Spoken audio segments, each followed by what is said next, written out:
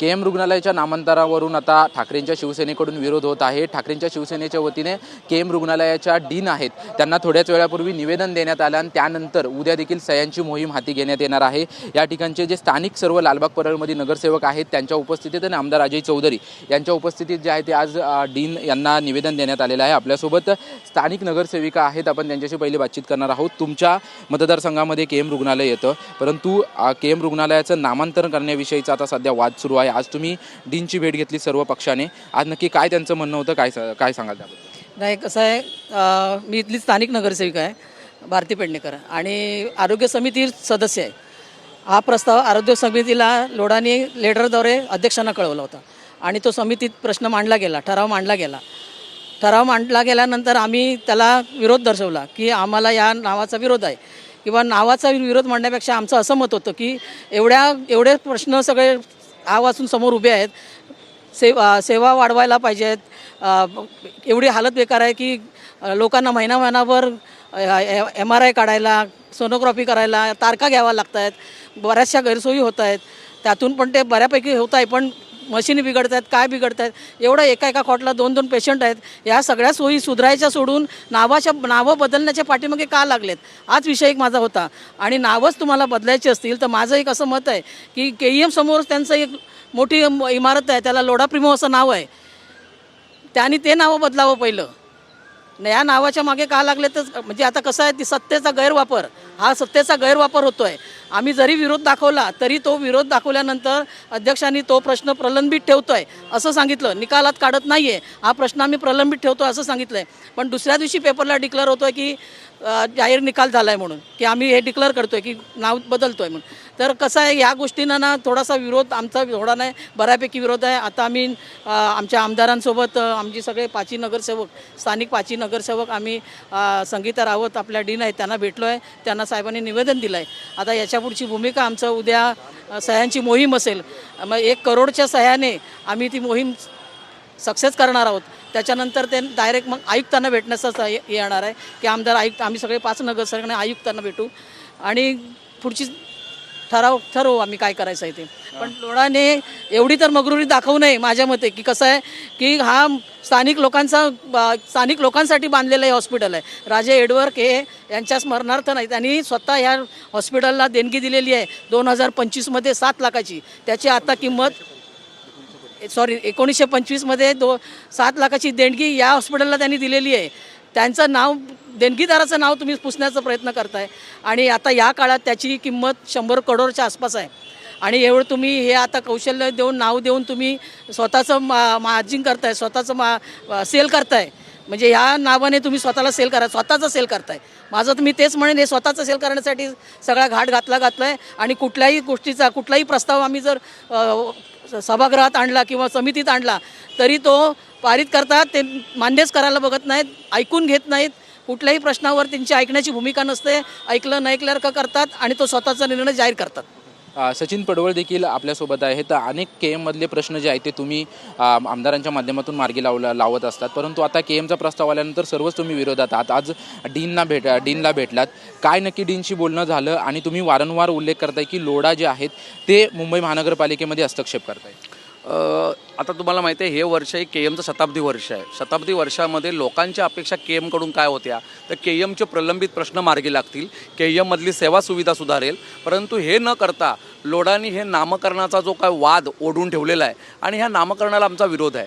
आमचं म्हणणं असं आहे की जे ऐतिहासिक वास्तू आहे त्या ऐतिहासिक वास्तूची नावं चेंज करता येत नाही। आज गेट ऑफ इंडिया आहे ना, गेट ऑफ इंडिया हे देखील ऐतिहासिक आहे, ते आहे ना नाव।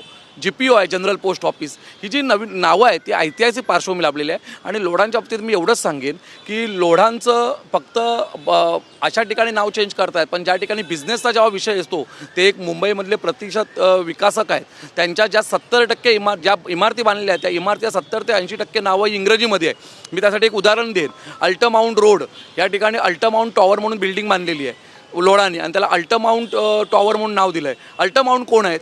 हे इंग्रजी अधिकारी आहेत। इंग्रजांच्या वेळचे अधिकारी. मग जर तुम्हाला या ठिकाणी तुम्हाला असं तुम्ही देताय की स्वदेशी वारसासाठी, मग तो स्वदेशी वारसा फक्त केएम पुरता? तुमच्या टॉवरला स्वदेशी वारसा येत नाही का?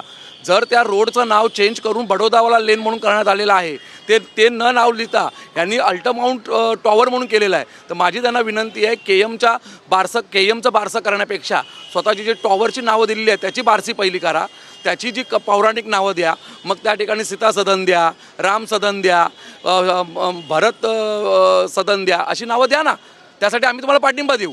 परंतु ते न करता केवळ कुठेतरी माझ्याकडे सत्ता आहे, मी पालकमंत्री आहे म्हणून मी काही करू शकतो, ही जी त्यांच्यामध्ये गुर्मी निर्माण झाली आहे, त्या गुर्मीचं हे धोतक आहे आणि ह्याचा आम्ही निषेध करतो. तुम्ही वारंवार लोडांच्या विरोधात आंदोलन होत आहेत. याच्या अगोदर देखील करी रोड येथे लोडांच्या विरोधात आंदोलन झालं, आज देखील लोडांच्याच विरोधात आंदोलन होत आहे. नक्की ठाकरेंच्या शिवसेनेचा लोडांना एवढा विरोध काय? बघा, लोढा ह्या नावाला विरोध असण्यापेक्षा लोढा ह्या प्रवृत्तीला विरोध आहे. कारण ही मुंबई, ही मराठी माणसाची मुंबई, ही संपूर्ण आमच्या कष्टकऱ्यांची आहे, गिरणी कामगारांची आहे. परंतु लोढांकडून वारंवार ह्या गोष्टीचं कुठेतरी बाजूला सोडून एका विशिष्ट समाजाला सोबत घेऊन जायचं काम चालतं आहे. मागे तुम्हाला माहिती आहे, मागे आता गॅस आणि सिलेंडरचा जेव्हा तोटा होता त्यावेळेला देखील त्यांनी स्वतःच्या फक्त एक समाजासाठी गॅस सिलेंडर पुरवा असं रितसर पत्र दिलं होतं. म्हणजे स्वतःहून ते कुठेतरी त्यांना एक कळलं पाहिजे की मी जो मंत्री आहे तो महाराष्ट्र राज्याचा आहे, एका विशिष्ट समाजाचा नाही आहे. त्यामुळे मुंबईमध्ये नको ते वाद ओढून घेण्याचं काम लोढा करतायत. मुंबईकरांची अपेक्षा त्यांच्याकडून एवढीच आहे की जे तुम्हाला काम दिले ते करा, उगाच मराठी माणसाच्या नादाला लागू नका. तुमची इथून पुढची भूमिका कशा पद्धतीने असेल? कारण की आरोग्य समितीमध्ये प्रस्ताव आला, तो प्रस्ताव आयुक्तांकडे अभिप्रायासाठी गेलेला आहे. उद्या तुम्ही सह्यांची मोहीम घेताय असं सांगताय. आज डीनची भेट घेतली. पक्षाच्या वतीनं आता पुढची भूमिका कशा पद्धतीने असेल? पक्षाचे वरिष्ठ जे निर्णय घेतील तो आम्ही मान्य करणार आहे. आणि हा विरोध आत्तापासूनच नाही, शताब्दी वर्षानिमित्त जो कार्यक्रम घेतला होता 2 महिन्यापूर्वी, त्यात पालकमंत्र्यांनी भाषणामध्ये केमचं नाव बदलणार म्हणून घोषणा केली होती. त्या ठिकाणी डॉक्टर आणि वरिष्ठ डॉक्टर नर्सेस जे कार्यक्रमाला सगळे होते त्यांनी जाहीर विरोध केलेला. तरी सुद्धा भाषणामध्ये त्यांनी तानाशाही हुकुमशाही दाखवत बोललो मी करणारच ह्या गोष्टी, नाव बदलणार. तर ही भूमिका त्यांची चुकीची आहे आणि त्यांच्या चुकीच्या भूमिकेला उत्तर त्याच्याबरोबर देईल जेव्हा नाव बदलायला येतील किंवा बोर्डाचं नाव. पुढे पण असाच विरोध राहणार? विरोध कायम राहणार त्यांना, कारण का हे गिरणी कामगारांसाठी बांधलेलं हॉस्पिटल होतं तेव्हाचं, आणि आता त्याचं उपभोग सगळेच घेत आहेत, सुविधा घेत आहेत. आणि डॉक्टर ज्या सुविधा केमला हव्यात त्या सोडून ह्यांचं नामांतरामध्ये विशेष लक्ष आहे. ह्याच्यामध्ये मुंबईचे नाव बदलण्याचं लोढांचं मला वाटतं उद्देश असेल. आणि ते नाव जेव्हा नामांतर बदलायला ती बोर्ड लावायला तेव्हा त्यांना रोखठोक उत्तर देऊ, तोडफोड नक्कीच होईल. धन्यवाद. आमच्याशी बातचीत केली. आणखीन एक मी सांगू इच्छिते की लोढांना ह्या नावाला बदलण्याचा घाट घालण्यापेक्षा आज ह्या भागाला आणखीन दुसरं केएम उभारण्याची गरज आहे. तर त्यांनी दुसरं केएम उभारावं आणि त्या केएमला त्यांनी आपलं हे कौशल्य एकलव्य जे त्यांना जे पाहिजे ते नाव त्यांनी द्यावं. धन्यवाद. आमच्याशी बातचीत केल्याबद्दल. आपण पाहतोय की सर्वच नगरसेवकांचा शिवसैनिकांचा विरोध जो आहे तो या नावाला आहे आणि ज्या पद्धतीने केएम रुग्णालयामध्ये इतर गोष्टींकडे लक्ष द्यायला हवं अशी मागणी यांच्या वतीनं केली जाते आणि स्वतःच्या इमारती ज्या बांधल्या जात आहेत त्यांचं नावं जी आहे ती तुम्ही बदला अशी मागणी जी आहे या नगरसेवकांकडून केली जाते. कॅमेरामॅन सिद्धेश नाईक सह निवृत्ती बाबर, TV9 मराठी, मुंबई.